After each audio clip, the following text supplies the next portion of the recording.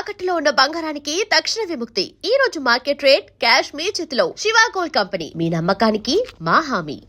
ఇంకెక్కడి నుంచి మనం చూస్తే ఇటువైపు వస్తే చిన్ని కృష్ణ గారు రాసిన అన్ని సినిమాల పోస్టర్లు ఇక్కడ మనకు ఉన్నాయి. సో ప్రతి పోస్టర్ మీద మనకి కామన్గా కనిపించేది ఏంటంటే ఆల్ టైమ్ రికార్డు. ఇక్కడ నరసింహనాయుడు చూసుకున్నా, ఇక్కడ బద్రీనాథ్ చూసుకున్నా, Allu Arjun's all time hit till 2012. So ఇక్కడ ఇంద్రాక్ కూడా ఆల్ టైమ్ రికార్డు. అక్కడ నరసింహకి కానీ, ఇక్కడ గంగోత్రికి కానీ. సో అది కామన్గా ఉంది. సో అన్నీ తీసింది చాలా పెద్ద పెద్ద సినిమాలు. ఈ సినిమాలకు సంబంధించిన షీల్డ్స్ అటువైపు ఉన్నాయి. మనం అటు వెళ్ళి ఆ సినిమా షీల్డ్ చూద్దాము. సో ఇవి ఆ సినిమాలకు సంబంధించిన షీల్డ్స్. ముందుగా పడియప్ప, అంటే రజనీకాంత్ గారి కెరీర్లో పడియప్ప ఎంత పెద్ద హిట్టో ప్రత్యేకంగా చెప్పాల్సిన అవసరం లేదు. ఆ సినిమాకి చిన్ని కృష్ణ గారి కాంట్రిబ్యూషన్ చాలా ఉంది. సో అక్కడి నుంచి కట్ చేస్తే నరసింహనాయుడు, నందమూరి అభిమానులు కానీ, బాలకృష్ణ అభిమానులు కానీ, తెలుగు సినిమా అభిమానులు కానీ ఎప్పటికీ మర్చిపోలేని సినిమా నరసింహనాయుడు. మాస్ కానీ, సెంటిమెంట్ కానీ అన్ని ఎమోషన్స్ మిక్స్ చేసి అద్భుతంగా మెల్ట్ చేసిన సినిమా నరసింహనాయుడు. ఆ రోజుల్లో ఈ సినిమా 105 సెంటర్లో 100 రోజులు ఆడింది. అది all time south India cinema record అనమాట. దానికి సంబంధించిన షీల్డ్ ఇక్కడ ఉంది. ఈ సినిమాకి సంబంధించి చిన్ని కృష్ణ గారు కథా రచయితగా సూపర్ సక్సెస్ అయ్యారు. అండ్ దీని తరువాత ఇంద్ర, తెలుగు సినిమా ప్రేక్షకులు ఎప్పటికీ మర్చిపోలేని సినిమా, చిరంజీవి గారి కెరీర్లో అత్యద్భుతమైన సినిమా అనమాట. సో ఇక్కడ ఇంద్ర షీల్డ్ చూడొచ్చు. ఇంద్ర షీల్డ్ మీద ఆ సినిమాకి సంబంధించిన క్రూ, చిరంజీవి గారి పోస్టరు, అలాగే హీరోయిన్స్ పోస్టరు, నిర్మాత గారి పోస్టరు అన్నీ కూడా మనకి డైరెక్టర్ గారిది ఉన్నాయి. ఇక్కడ ఇది వి గోపాల్ గారికి సంబంధించిన సినిమా. సో అందుకని ఇది కూడా ఇక్కడ ఉందన్నమాట. అండ్ అక్కడి నుంచి కట్ చేస్తే గంగోత్రి సినిమా ప్రత్యేకత ఏంటంటే దర్శకేంద్ర రాఘవేంద్రరావు గారి 100వ సినిమా ఇది. అలాగే ఇప్పటి pan India super star Allu Arjun గారు, సో ఐకాన్ స్టార్ మొదటి సినిమా ఇది. ఈ సినిమా మ్యూజికల్గా ఎంత పెద్ద హిట్టో, అండ్ 100 రోజులు ఆడిన సినిమా ఇది కూడా. అల్లు అర్జున్కి అంత గొప్ప లాంచింగ్ ఇచ్చిన రచయిత కూడా చిన్ని కృష్ణ గారే. అందుకే ఆయన ఇంట్లో ఈ షీల్ని చాలా పదిలంగా పెట్టుకున్నారు. అండ్ ఇటువైపు వస్తే పవన్ కళ్యాణ్ గారితో ఒక మంచి ఫోటో ఉంది. మనం ఇంటర్వ్యూలో మాట్లాడుకుంది ఈ ఫోటో గురించే. చిన్ని కృష్ణ గారి వైఫ్ చనిపోయి ఆయన చాలా మానసికంగా లోలో ఉన్నప్పుడు పవన్ కళ్యాణ్ గారు ఇంటికి పిలిపించుకొని ఒక రోజంతా తనతో స్పెండ్ చేసి ఆయనకి ధైర్యాన్ని చెప్పిన సందర్భంలో తీసుకున్న ఫోటో అది. ఇంటర్వ్యూలో కూడా ఆయన ఈ విషయాన్ని మనతో షేర్ చేసుకున్నారు. సో ఇక్కడ సంబంధించి ఆయన షీల్డ్, ఆయన శివుడిని అమితంగా ఇష్టపడతాడు, అమితంగా ప్రేమిస్తారు, పూజిస్తారు. సో ఇక్కడ శివుడి విగ్రహం కూడా పెట్టుకున్నారు. అయితే ఇక్కడ ఓవరాల్గా బాగా ఇంట్రెస్టింగ్గా అనిపిస్తుంది మాత్రం ఈ నరేంద్ర మోడీ గారి అమ్మగారి ఫోటో. ఇక్కడ నిత్యం పూజలు జరుగుతున్నాయని అర్థమవుతుంది.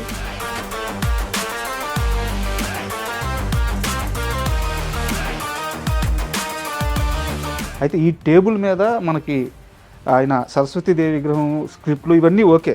బట్ ఇక్కడ 2 ఫోటోలు ఉన్నాయి. వాళ్ళు ఎవరో, అంటే ఈయన చిన్నజీవి స్వామి గారు, వారు తెలుసు. బట్ ఈయన ఎవరో ఇవన్నీ కూడా మనకి చిన్ని కృష్ణ గారు చెప్తారు. సార్ ఈ ఫోటో కొంచెం ఇంట్రెస్టింగ్గా కనిపిస్తుంది. రాజా గారు, సార్ ఈయన సుజాత రంగరాజన్ గారు మా గురువు గారు.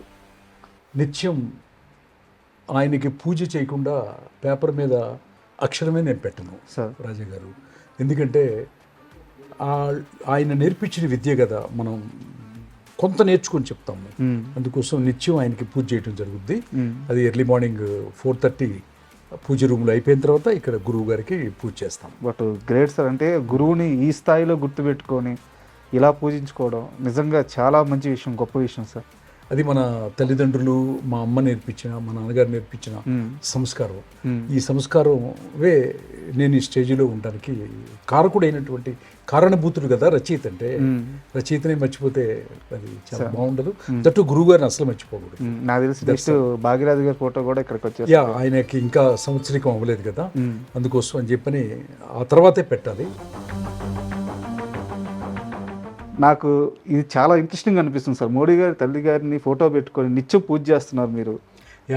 రాజా గారు, మనం ఎంతోమంది ప్రధానమంత్రులు చూసాం సార్, ఎంతోమంది నాయకులను చూసాం.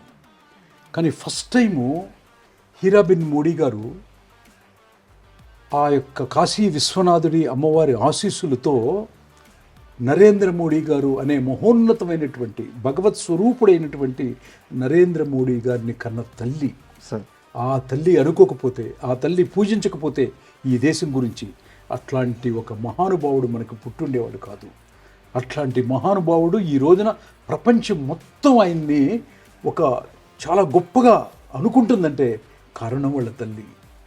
అందుకని ఆ తల్లికి ఆయన్ని మనకిచ్చిన దానికి ఆవిడ్ని నేను నిత్యం పూజిస్తాను.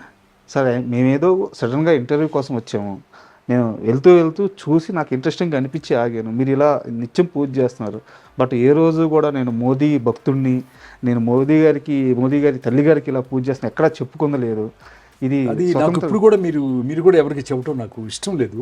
ఎందుకంటే ప్రేమలు, అభిమానాలు ఇవన్నీ అంతర్లీనమైనటువంటి మనిషికి సంబంధించిన విషయం. నేను మళ్ళీ చెప్తున్నాను, రాజా గారు, మీ భగవంతుడిని మీ పూజా రూమ్లో పెట్టుకోండి, మీ కులాన్ని మీ సింహద్వారం దగ్గర వదిలేసేయండి. ఈ విశ్వానికి మీరు బయటకు వచ్చినప్పుడు మాత్రం you are a human being అనేది మర్చిపోమ్మకండి.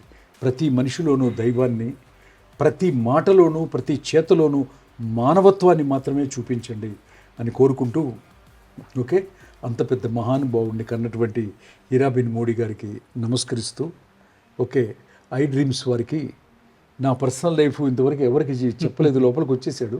ఐ డ్రీమ్స్ ద్వారా మొట్టమొదటిసారి మోడీ గారు అమ్మగారిని టాపిక్ అడిగారు.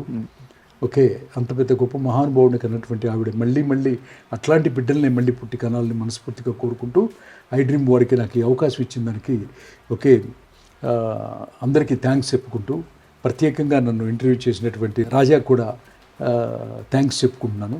Okay, thank you so much. Thanks.